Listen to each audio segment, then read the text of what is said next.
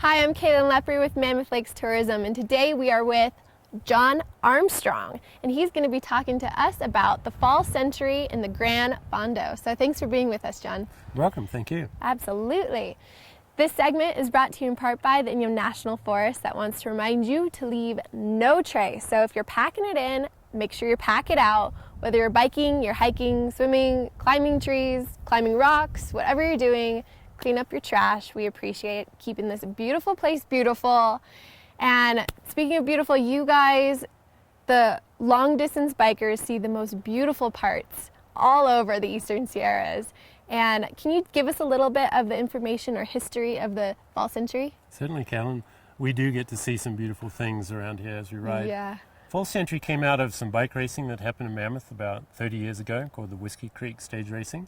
It's one of the top professional races in the country. Mm-hmm. And then when we moved more towards mountain bike racing at the mountain, what we did with the road racing segment was turn it into a charity ride and a fitness ride for everybody. Mm-hmm. And so 21 years ago we started the Fall Century. We ride 395, 120 and Bend and Crossing Road. We have a 100-mile circuit with one stop sign, no stoplights, and hardly any traffic. And so now we've added the Gran Fondo aspect, and that's Italian for the big ride. And we've added great food. There's a huge feast at the end in the village, so when you get home, there's a reward. And we also add a timing chip, so people can see what their total elapsed time is for the ride. And there's a lot of bragging rights, and there's a lot of achieving goals and things like that. Right.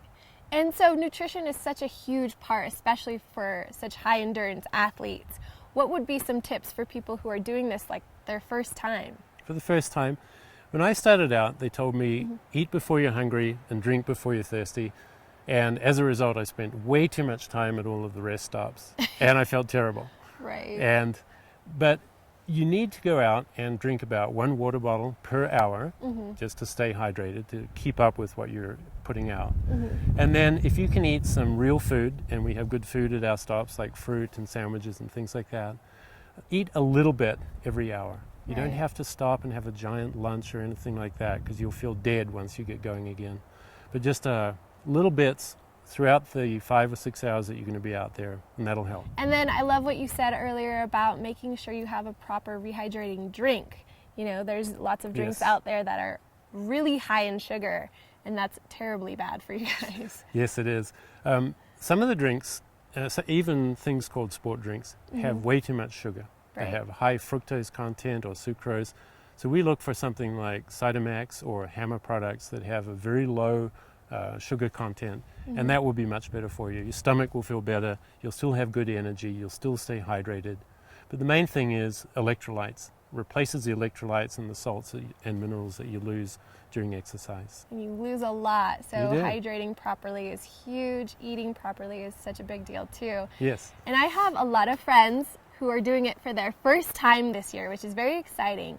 What would you give some tips for brand new people into this event? Well, first of all, stick together. Get 3 or 4 people, ride as a group, share the lead. When you're following another rider, you could be using 20% less energy. Your heart rate will go down by at least 20%, and you can get a break. So rotate the lead every 2 or 3 minutes, and for moral support and fixing a flat if that was to happen, so much better to ride in a group. Riding single out there is okay, it's beautiful, it's very soulful, but riding with a group is so much easier. And our climb is difficult because we have 6 big climbs. Right out of the bat, you climb on 395 up to Smoky Bear Flat.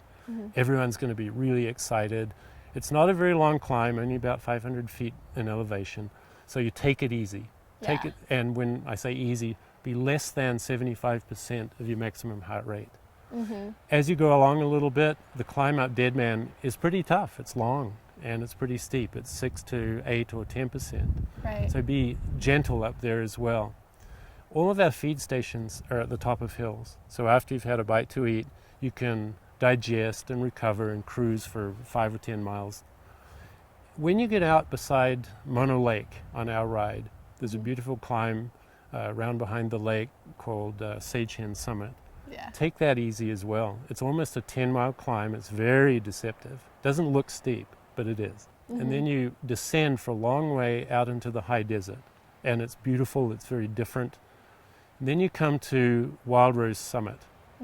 That's 6 miles. It's 8 to 14%. It's going to be really tough. You're going to feel like getting off your bike and walking. It's so tough. And I've seen people doing that. But save your energy for that climb. It's number 4 on the list. It's a tough one. After that climb, rolling hills, Waterson Summit, you come out to a beautiful view of Crowley Lake, Mammoth and the Sierra. You can see home once again. Yeah. And then you go round the lake. It's nice and flat. It's easy going. But then from the Green Church back to Mammoth, 10 miles, 1,500 feet of climbing. It's tough. It is. It's really tough. You want to be around your friends. You want to take it easy, spin it around 80 or 90 in cadence on your bike, and then you'll get there. And we have a beautiful meal, we have an ice cream, a free beer. It's all worth the good it. things to look forward to. Yeah. John, thank you so much for being with us and telling us all these great tips and helping our viewers out. You're welcome. My pleasure. Yeah, Thank you. absolutely. And thank you guys so much for tuning in. We'd love to see you up here if you're considering the fall century, and or just maybe some of the festivities afterwards. This has been your weekly reminder that the mountains are calling.